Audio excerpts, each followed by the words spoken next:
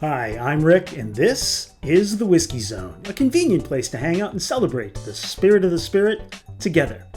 This time around, I'm sipping on a kind of rare yet relatively easy to find whiskey that came straight from the distillery. It's the Blair Athol 12-year-old release, created at the Blair Athol Distillery, located in the Highland region of Scotland.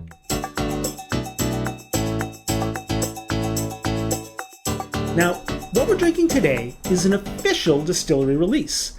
The distillery is owned by drinks giant Diageo, and this bottling is part of what they call the Flora and Fauna series, a term that was coined by the late Michael Jackson.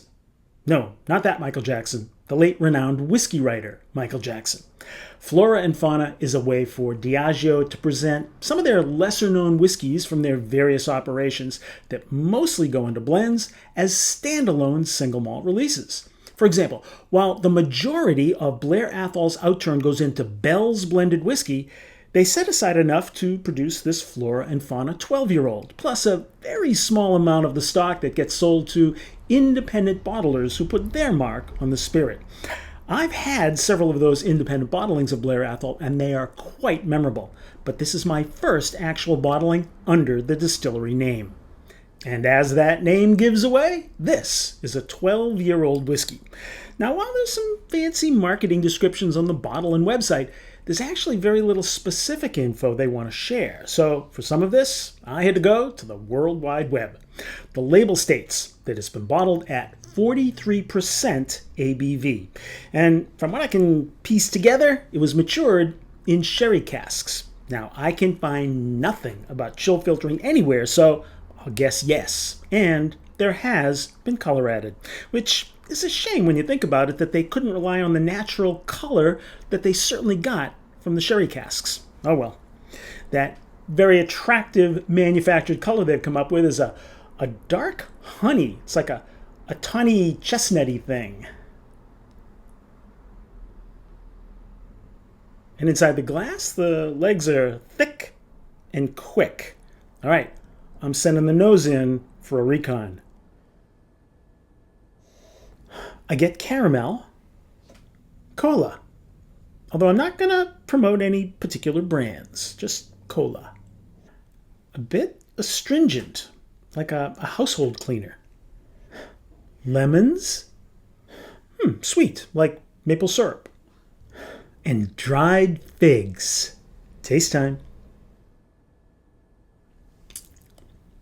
Chocolate-covered cherries, flat cola, molasses, burnt butter, big black pepper taste, and watermelon. Now, 43% ABV is a fine place to let this one stand on its own, so I've decided not to add any water for this review.